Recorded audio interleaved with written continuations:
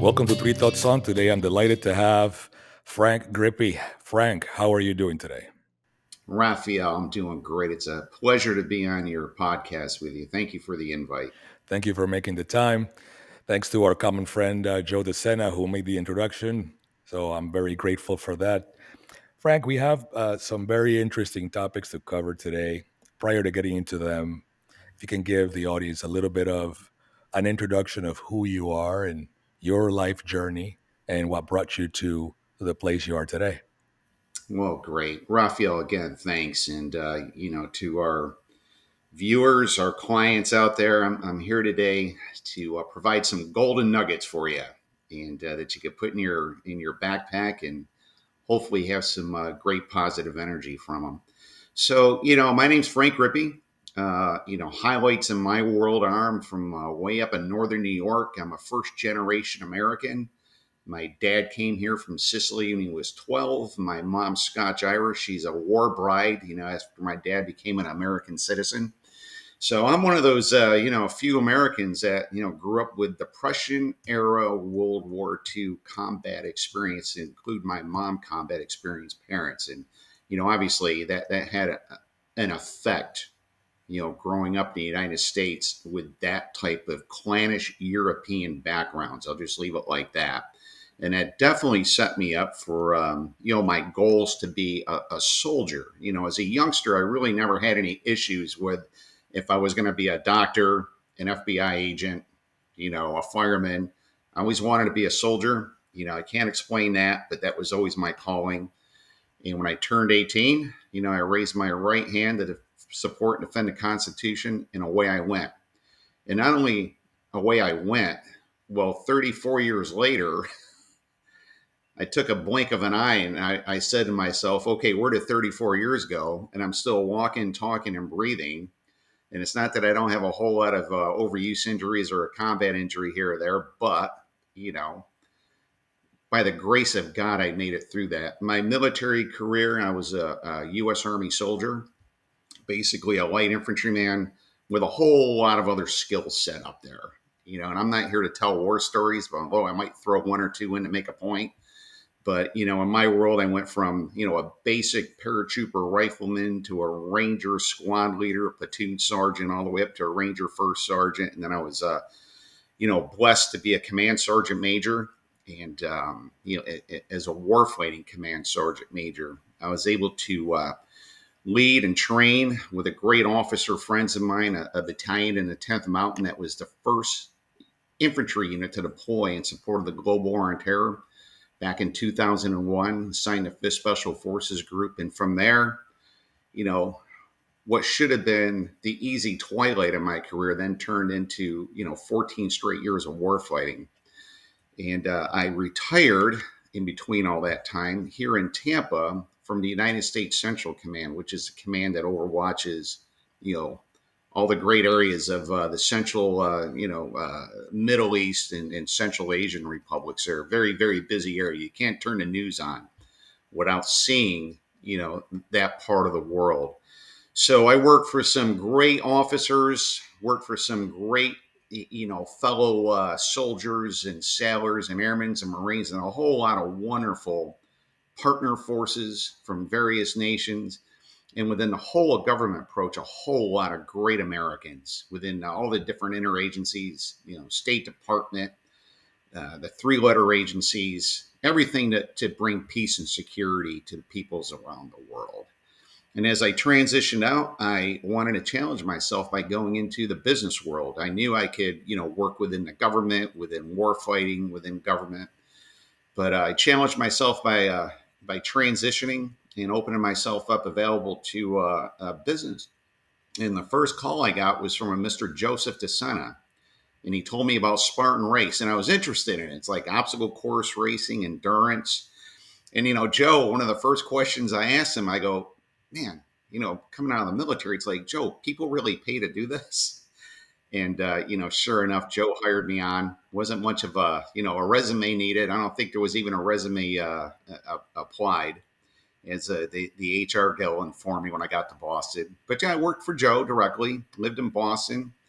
and became a member of Spartan Race. And I still ambassador, and I make sure I support Joe and Spartan, that world of Spartan, to my utmost. And then I got busy with other business clients too, working for military equipping companies, doing business development. You know, trying to do other side aspects too within our government when it came to leadership development, both within our U.S. forces. We call it joint forces. All the services together in the interagency, the whole government approach. So a lot of leadership development there. Other stuff overseas, on call for friends. To now, I'm supporting a company called Nero 20, which has taken electric muscle stimulation, which is an old technology, but revamped it and brought it to a new level where we have the only FDA approved, medically FDA approved, wearable textile that's double edged, where it provides fitness and medical application. And as the government calls me a disabled vet for whatever reason, because from the ends of my toes to cracks in my skull, I got a lot of overuse, and luckily no post traumatic within that, But we could go on and on and on, but we're here to get to the gist of what we need to talk about and provide to our great listeners out there. Thank you, Oh, Raphael. thank you for that background, and it really sets up the stage for what I wanted to share with the audience, which is through this podcast, I've had the good fortune of talking with people about resilience and their path and their journey on doing different difficult things and how they came across and being in the military. Obviously, to be in the military and stay in the military and be successful in the military, there's got to be some element of resilience along with discipline and many other things. But I also am very passionate to talk about leadership, and I think this conversation can have an interesting intersection between those two. So obviously, you working now with Joe and the Spartan Race program, he he talks a lot about resilience. In his eyes, that is a lot of what's missing in many areas of the world today. So I'll start with that statement, and then turn it to you and say, first of all, do you agree? And if so, what does that mean to you as far as resilience today in this world versus what it may have meant in the past?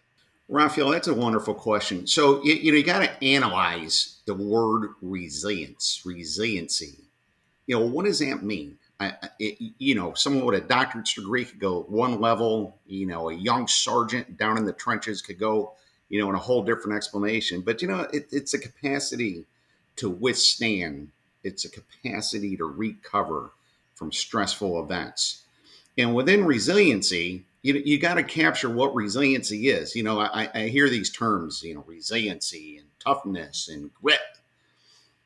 Well, how do you capture that as an individual?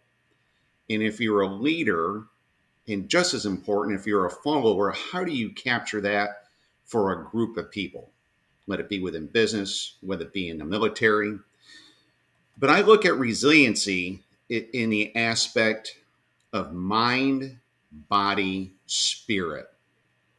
In those simple terms, in how you as an individual bring on the emotional intelligence, the behavioral health, to make yourself more physically fit, more spiritually fit, more mentally fit by various means, which we could further talk about, you know, and in the military, for instance, in the type of units I'm in, we used a lot of very harsh. Well, I can't use the word harsh. Very, very testing physical activities. Let it be long distance road marching. The swims. The parachuting activities that builds confidence. So with resiliency comes building of confidence. You're building your temple, to be able to withstand all those negative outside forces. I hope that gives you an aspect where, we could go with this conversation. Because, like I said, resiliency, it's a million different things for a million different people. Yeah, and I am glad that you took it in that direction because it has been my experience. I tend to agree with Joe on his version of the definition, and I definitely also agree with the approach. I mean, he's inspiring people to get off the couch and actually move. And there's plenty of science that says that if you take care of your body by proper movement and proper nutrition and proper sleep, that your cognition improves, right? But it seems like when we talk about resilience, people immediately go towards the physical challenges, that particular definition, and you right away you went into, yes, of course, that's a piece of it, but there's also another piece of it, which is this idea of being mentally resilient, right? This idea of being spiritually resilient, and this is the first time, at least as this podcast has been a thing, that those have actually been put together, right? In the sense of the business world and the sense of leadership and the sense of also something you said, which is very interesting, being a follower, right? Um, so if we put aside for a moment the obvious physical attributes of that go orbit around the world, the word of resilience, how do we go about teaching people to be mentally resilient? For example, you've led people, you've been in a military background, you're in a business world background, and at the end of the day, we're all here trying to accomplish goals, right? And in the sense of leadership, it's the idea of bringing people together towards a very specific goal. And to do that, people have to agree to the goal, believe in the goal, follow. Some others have to lead, and that whole process is not going to be easy, right? So as you go around um, that definition, as it specifically sits on leadership, what comes to mind for you? It's a great question, and there's a lot of variances of where we could go with this. I'll try to keep it, center between my military background, business background. When it comes to being the leader, in other words, that individual that's taking on the responsibility to complete a task and to be able to influence people. Okay, because to be a leader, you have to have at least one individual and at least one task to accomplish to be called a leader. But now we got that out of the way, obviously. The simplicity of that is, how do you mentor? Mentorship is everything. And you got to mentor the challenges of talking to people and providing people challenges to bring them to the next level. So, in the terms of physical fitness, I could have a group of people, maybe they'll let me provide them with physical fitness activities. In the military, there's really no choice. That's what we do. In the business world, sometimes it's voluntarily. So there has to be a fitness level. And along with fitness, we're not just talking about, run, jump, move. We're talking the nutritional aspect of it too. And you brought up the points about nutrition. You know, in America, we have more people eating healthy, but everyone's still sick.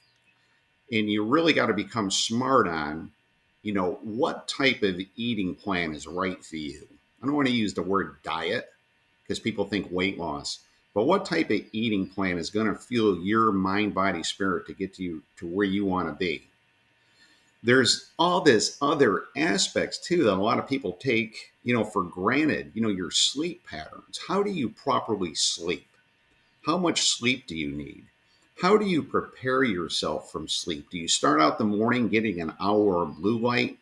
If you're outside without sunglasses on and making sure, you're setting up your circadian rhythm and so forth. Do you at 9 o'clock in the evening start settling down and get off screens and so forth, and keep your conversation with your loved ones or your business people? to a minimum of stress. Do you prepare your room? I could go on and on with sleep, could go on and on with nutrition, but nutrition and sleep, your physical fitness. What do you do for physical fitness? I'm going to throw this in there, and I don't want to go on tangents, but as I was transitioning out of the military and I went into the Veterans Administration, which is, congressionally mandated by law to do that, yoga was brought into the fact. Well, I'm some knuckle dragger, yoga, really?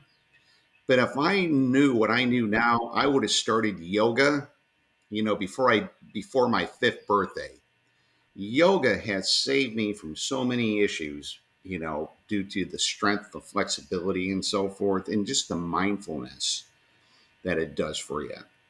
So, if there's one thing all your listeners could do, believe me, try yoga. And there's times for very active people, to include myself. When I first got on the mat for an hour, those first few months, it's like, what am I doing? I could be out knocking out a 10K run. I could be bench pressing. I could be in the pool swimming. I could be rucking.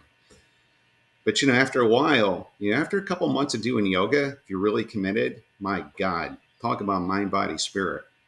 So before I go on other tangents, I hope that provides a you and your audience, Raphael. Yeah, no, this is good. I actually, again, you're maybe I'm a little biased, but you're going exactly where I want you to go, because let me zoom out and give you kind of a scenario, and then I'll let you comment on it. Because I just a couple of weeks ago interviewed a gentleman downstairs at the office where I'm at. He's a coach for the Orlando Magic digital team. So there's now an NBA gaming league, and these young men, uh, Now, how about they play video mhm. games basically against each other, as NBA teams, right? And one of the things that we discuss is this idea, which makes perfect sense, but it's not really permeated across society, which is, if you have a body that's well taken care of, like you said, proper quantity and quality of sleep, like Dr. Matthew Walker talks in his book, why do we sleep? Proper quantity and quality of sleep. If you have the proper amount and quality of movement on a daily basis, whether it's yoga, tai chi, or any other activity, if you have the proper nutrition and the proper mindset, whatever cognitive task you're trying to accomplish becomes more readily available for you because of how healthy you physically are. This seems Exactly. There seems to be some resistance, right? That w- against that, right? And I happen to believe that that is the holy grail. It doesn't mean that you're going to become invincible, or you're going to be, you're going to do you're going to be able to do things that are out of this world, but it definitely sets you up to be more effective at whatever task is that you do on a daily basis, whether you're a CEO, or whether you're a police officer, you're a teacher, you're a nurse, you're a doctor. Taking care of the biology, right? And taking care of the mindset expands the possibilities of what we can do as a leader or can do as a follower. Do you agree?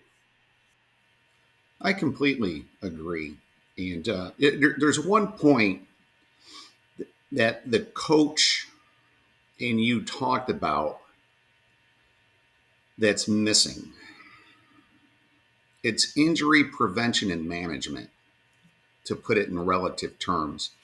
So, as you and the coach talked, you brought up these aspects of how to be successful and how to move forward. What I want to throw in there, and I'm not disagreeing, what I'm throwing in there, one of the most important things an individual could do over the term of their lifetime, though, as we're on this marathon of life, and it's easy now that I'm 61 to look back and be able to talk about this, obviously, the wisdom, wahoo. But my gosh, from your earliest days, how do you balance as an athlete, for instance? And in my world, I'm coming from as a warrior. How do you balance maneuvering your body through injury? And there's times where, as a soldier, a war story, you're going to break a bone, you're going to be concussed, you're going to have an issue, and either during combat or training to set the standard and an example for the men and women you're leading. You're going to drive on through injuries, and what that leads to is more injury. And over a lifetime like myself of mountaineering and sports and 34 years in the military, and then going in the Spartan race and doing endurance events, and I'm all broken up. You get to a point where along the way you got to be smart and you got to keep your temple healthy. Again, mind, body, spirit, and you got to have that prevention. So there's times as a military guy you're going to have to set an example. You're going to have to, complete that mission, and you're going to have to walk on a broken bone. You're going to have to, maneuver while you're concussed. You're going to have to, take on a bad tear in a tendon or a muscle or an injury that's, open wound, for instance. But, you get to a point where I've seen more people not take care of their body and fail a lot earlier than they needed to, is if they taken the time to take care of the injury, let it be physical or mental. I hope that makes sense to you. Life is a marathon. You can't slow down. You have to be steady pace, but you got to take care of your temple. You got to take care of your body. And boy, there's times where, I took Motrin, drank water, wrapped 100-mile-an-hour duct tape around an injury and drove on. And, after a while, that catches up to you and it slows you down. I've seen some great combat leaders in between deployments, these back to back deployments on the global war of terror, not go get the surgery they needed, didn't go get the mental health they needed, just didn't do some physical therapy, which is needed because they needed to be out there visible, da da da da da. And then in the middle of a combat zone, I've had people break down, and you just don't replace people overnight with that experience. Now the beauty is, when it comes to organizational behavior and organizational health, here's a tangent for you. Here's a gold nugget. If you're the type of leader that's properly training your people, if there is a key individual who does come out of the net for whatever reason, for injuries or death or emergencies, there's always someone in the followership mode who could then take the helm of the leader that's moving out and still carry on and successfully bring that unit, that organization, let it be military, business. You can still successfully run it and keep morale up and keep efficiency up. Hope that makes sense. Thank you. No, that makes sense. Now, I actually want to zoom in a little bit on that because I think I happen to believe that we are living in an interesting time where, at least from my viewpoint, uh, at a local and a global level, we could use some better leadership. I've been a corporate guy for a long time, and I've had my share of good and not so good leaders. But just specifically to the point that you just made, which is of as a leader observing your people and assessing when someone needs a break, when someone needs to go offline and take care of themselves, whether that's physically or it's mentally or in a business setting. It seems to be that we don't have enough of that. And at least from my observation, we don't have enough of that because uh, at least the leaders that I've been exposed to don't really know how to do that. Don't really know how to have that conversation in a way that is uplifting. It's like it's not that you're failing. It's not that you just need to go offline and rebuild so that then you can be more effective. What was your approach when you had, first of all, were you in situations when you had to make those decisions with people that were under your leadership? And what does that look like? Yeah, thanks, Raphael. Boy, that's a great point of interest. Organizational health. Talent management. How do you ID? Just as important, how do you ID someone that's got injuries or burning out or has some type of just issue that needs to be handled? It's also, how do you identify those individuals that, you know, they're going to go a long way. And if you mentor them properly, they're going to be your legacy. They're going to replace you, and be great leaders. And just as importantly, within that, to become a great leader, you need leaders to mentor you, to conduct talent management, to watch out for your health and welfare, to pull you aside, to not embarrass you or belittle you, but tell you, hey, listen, you got a drinking problem. Hey, listen, you're showing up here every day. You're not getting enough sleep. What's going on? Hey, listen, you got this combat wound. The doctor said 90 days convalescent, and here you are 35 days in it because, same as I did, you feel good. What does the doctor know? It's my body. And now you're re injuring yourself, knucklehead. So, and there's people that'll listen to this that know me from the past that'll be saying, look at this guy. He cleaned up his F bombs and he's being nice about stuff. But sincerely, as the individual, let it be importantly enough within your organization, and even more importantly, within your family group. This is where this really comes in. The loyalty to each other, to look someone in the eye and say, hey, we got to get help for you. As simple as that.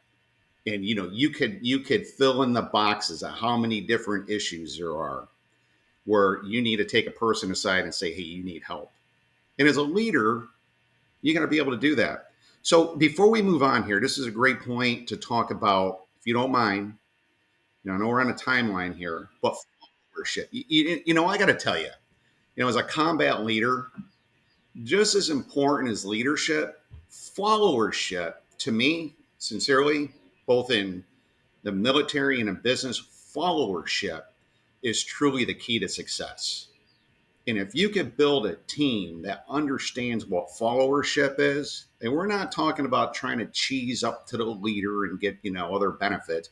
We're talking about the situation where you got a terrible leader, okay? You got a caustic leader and maybe not as smart as the individual should be for the job position, but that individual is in the position for whatever reason.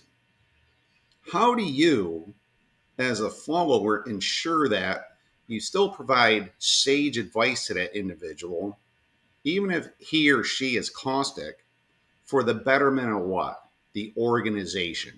You don't want the organization to fall, whatever it may be. How do you ensure that, you know, if you're a follower, but you have individuals under your command and control as a leader, how do you make sure you protect them and keep their morale up and keep their work efficiency up, even if there's issues within the organization due to lack of systems and structures, due to caustic leadership? How do you continually build that synergy to positively move forward as an organization, and importantly enough, as an individual, when you're not in charge, but you know what needs to be done to keep that organization healthy?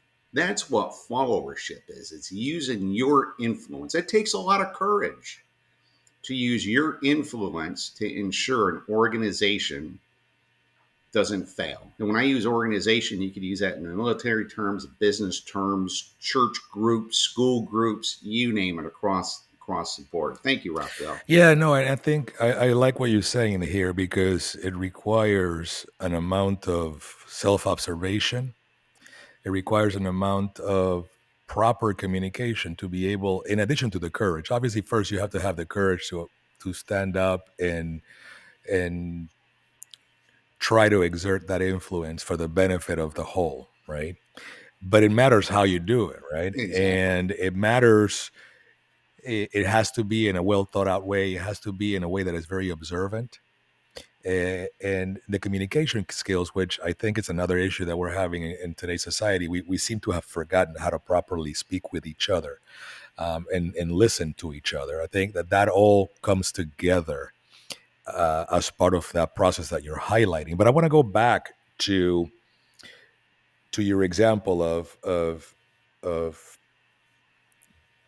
the leadership and taking somebody offline, right? Because say of an injury, or in the case of a corporate world, somebody who's just working too much, and now doesn't have a balanced Yeah. life, right? Let me turn the tables around on you, right? Let's just say you are that individual, because you obviously were. You just said, you were at times you had injuries in the military, and you came online before you were supposed to, right? From a followership perspective, you being now the recipient of that advice, what does that advice have to look like in order to be effective? You see what I mean? Is evidently at times where you were supposed to take 90 days off and you only took 30, right? There was a breakdown in your leadership not being able to properly convince you to take the 90 days. What was missing there? What does that have to look like for you as a follower to conclude that that is the best thing for the benefit of the whole? Raphael, that's such a great. I call it the human dimension. We could go on a tangent on that, but let's get to this. How do you receive guidance? How do you receive criticism? You know, you gotta look at criticism as in guidance, as a mentor trying to help you out and let you see a different vision. There's the old saying: Are you looking at an issue through your eyes, or are you looking at an issue through their eyes? We use that in the military to balance that human dimension of, we are opposing forces per se. There's always a different application of mentality in there. So again, you have to be able to receive from your leaders, and you have to be able to digest that guidance, that directives for the good of yourself. And especially if you're in a subordinate leadership position, you need to be able to understand the guidance and use it yourself, or digest it properly and provide that guidance to, I hate to use the word subordinates because I like to say we all work together, but it's subordinates. There's a pecking order here. So again, I hope that answers your question. You need to be open. You need to be open kimono and receive. And I'll tell you what. Let me bring this up to the audience. As a leader, and as a manager in a company, or a leader, it's two different aspects: leaders and managers. But if you allow yourself to be heard, but more importantly, you allow yourself to listen and bring in information and analyze it from your workforce, from your subordinates, from your family members, from your church group, your school group, whatever it may be, your community. If you're in a position where you can make a difference, and you listen to people and you take that advice and you analyze it, that makes you a much better individual, a much better leader. People will respect you more. People will provide the followership needed to make you successfully. And I have conversations with people every day. Humbly said, I did some things in the military where, every morning I wake up, I got to thank God I'm still alive and sane. But I always tell people, it was the people supporting me that made it happen. When that synergy and that roll of energy starts moving forward, you know, it's the group that you're influencing. And you get to a point where there's no more influence. They're gonna get the mission done. They're gonna get the job done. They're gonna take the most lethal type of military objective and get it done. They're going to bring revenue, okay, and a product in business to another level. So, this is a continual tapestry of bringing in leadership, followership, and bottom line up front, the more mind, body, spirit, mindfulness you have involved in this, the more successful you're going to be. Oh, I like that. Let me ask you, given the fact that you've been able to straddle both worlds, the military world and the corporate world, if you will. You mentioned this earlier, and the military has its own unique set of attributes because lives are at stake, right? And there's a mission, and you have to go and get things done. There's just no ifs and buts, right? You got to do it, and that's the end of it. However, in the corporate world, it's not so black and white. In the corporate world, there are decisions.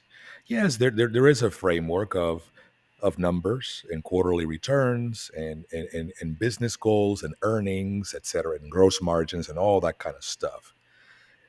But there Exactly. is this sense that in the corporate world, there is more flexibility as to what must be done in a group setting. And the example that comes to me in the moment is this old saying that you can take the horse to the water, but you can make him drink it, right? And I've been in situations where that has been the case. Is you're in a corporate setting. I was never in the military, so I don't have that. Excuse me, I don't have that background. But where we couldn't or certain leaders couldn't be effective because there was a particular individual or group of individuals who weren't ready to receive the way you just described. They weren't ready to receive that criticism, and they weren't ready to be coached, or they weren't ready to be mentored, right? And there's this sense of readiness that I have to be ready to receive in order for me to be effective. What do you think about that? So that's a great subject area to talk about. Again, it's organizational health, and within that, there's numerous pillars to make the organization itself healthy.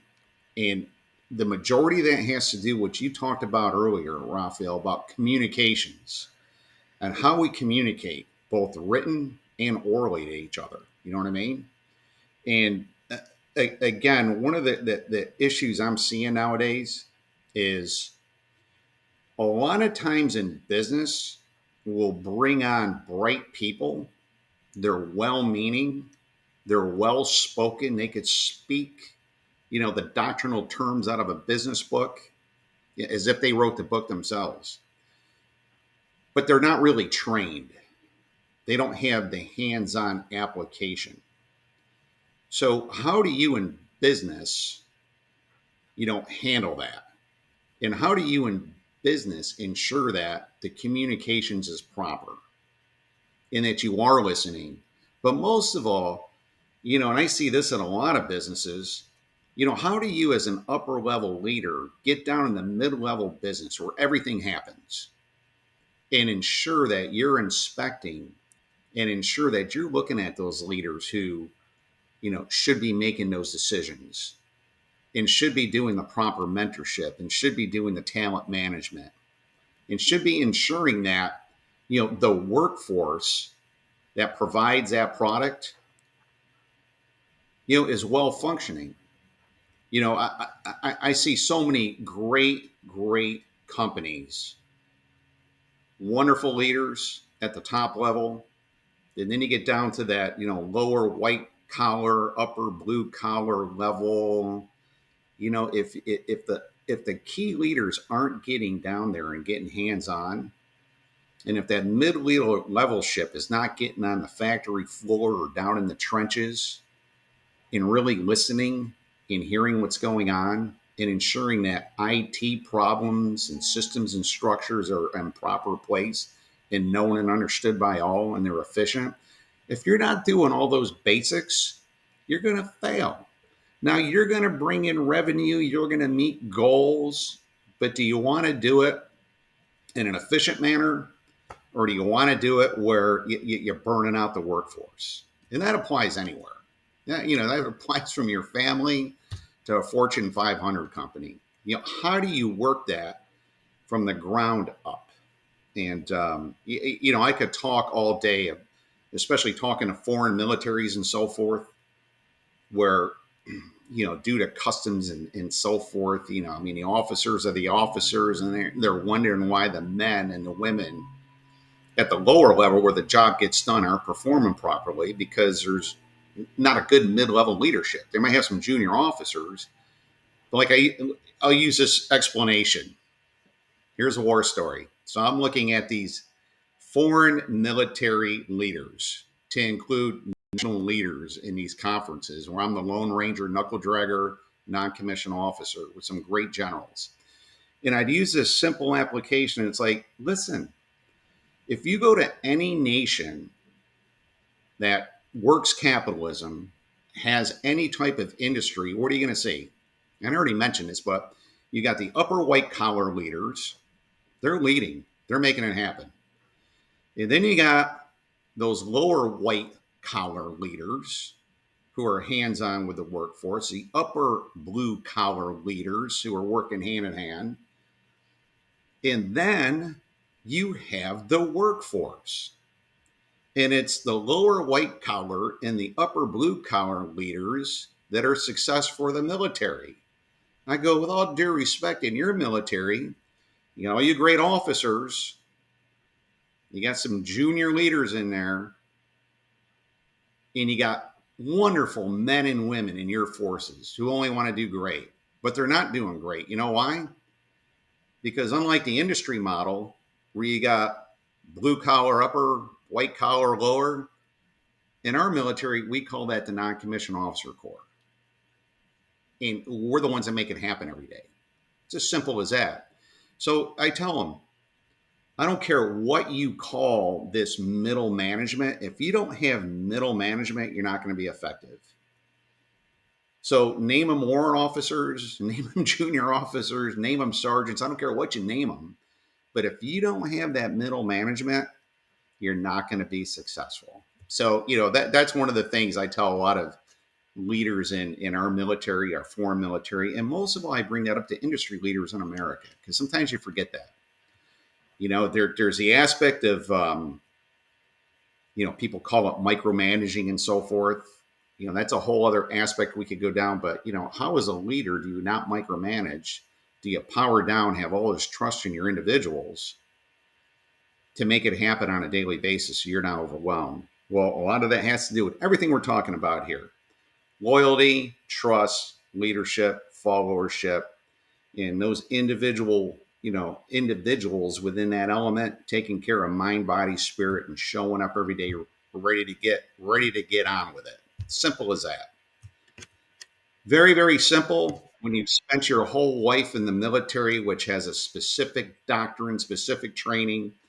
And to be honest with you, a lot of people think the military, you're taught what to think and you're all in lockstep and da da da. The reality is, we're such a tiny force.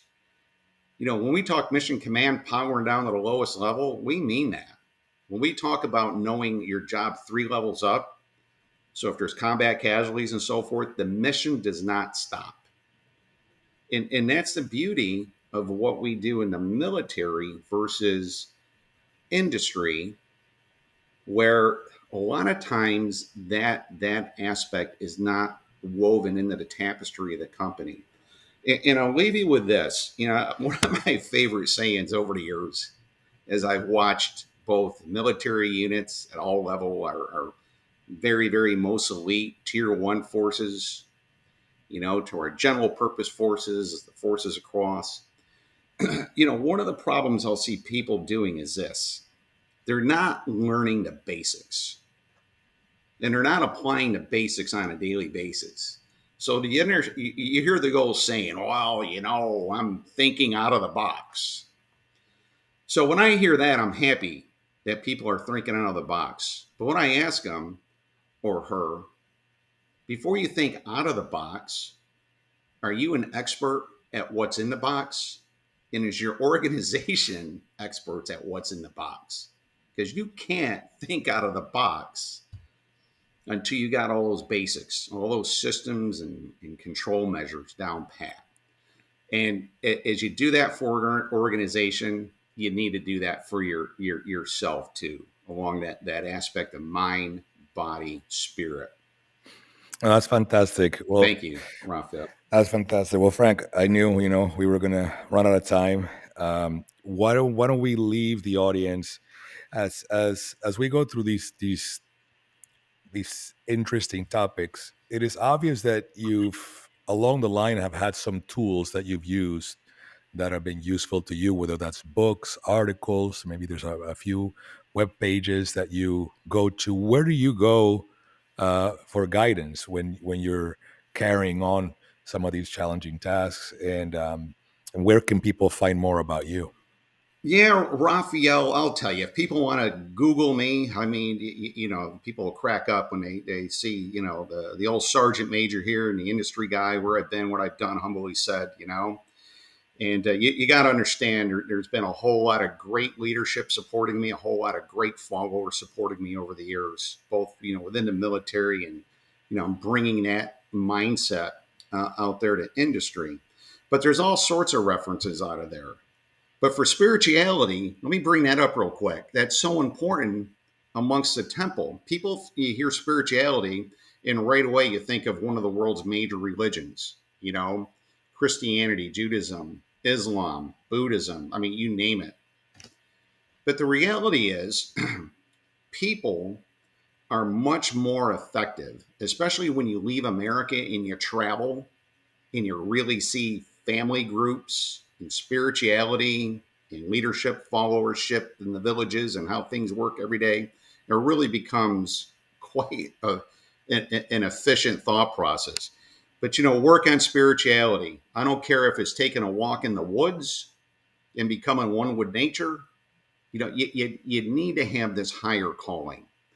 And I'll leave your audience with this. In the United States, where we're sort of being overrun with a mentality of separation of church and state, which I fully agree with. Some people take that to the aspect of no religion, no spirituality. But it's funny, in the army, where you have to be successful on the field of battle or the nation will be destroyed. I mean, sincerely, a lot of people forget that. There's a lot of evil out there. We teach spirituality in the military as part of resilience, as part of your mind, body, spirit. And if you go to Catholic Mass, if you go to the mosque, or if you go to the seashore and watch the waves come in, you got to have some of that balance in your life. Okay. So, nutrition, some great books out there. How Not to Die by Michael Greger cracks me up. I mean, this guy has looked at more processes, more white papers, and has just brought all this together in one book on different eating plans and so forth and so on. Joe DeSena, his Spartan Fit books. I mean, that just tabulates a whole lot of great information and puts it into one. There's Steve Magnus, Do Hard Things. It's the aspect of how do you prepare yourself. A lot of people forget that. There's a preparatory phase for everything you do, emotionally, mentally, physically, spiritually. If you want to get to the level you want to be at, there's a lot of preparation to get there. So, Steve's got a good book on that. The Ether Zone. It's a book by R.C. Morth, and it talks about our special forces B-52 teams in Vietnam, their preparations, how they conducted operations. I mean, if you are an endurance fitness guru, or you want to understand behavioral health, emotional intelligence, I mean, this book goes through that whole spectrum. And the trafficability of this book is through these small teams operating in hostile environments, behind enemy lines in jungle, mountain terrain. Hope Rising by Gwen and Hillman. there's this aspect of gratitude, of mindfulness, of how to deflect stress off yourself. And Hope Rising deals with a lot of that. Plus, bringing agency in your life, identifying goals, and moving forward, making sure you have the right people, the right mindset, the right support. So there's a hell of a lot of great references out there. And unfortunately for the old command sergeant major here, I don't have 2 or 3 doctorate degrees and all that. And, I don't put myself on stage. A lot of people ask me to come and speak, and I'll do that. But, I'm not out there, with some product that I'm trying to, make money from. When I do this, it's from the heart for the goodness of, the people that want to listen. And we've spoken now for probably 45 plus minutes. And as far as I'm concerned, if everyone in your audience only got one decent nugget of information to use in their daily lives and help make them a better person, especially with their families and so forth and their friends, it's all that matters to me. So, Raphael, thanks. I really appreciate this today. Thank you, Frank. I'm grateful for your time. And I am sure that people will get at least one, if not many more nuggets of information. Thank you for your time. And I hope you have a wonderful day. All the best to you. You and your listeners have a wonderful, wonderful day and a great life. All the best to you.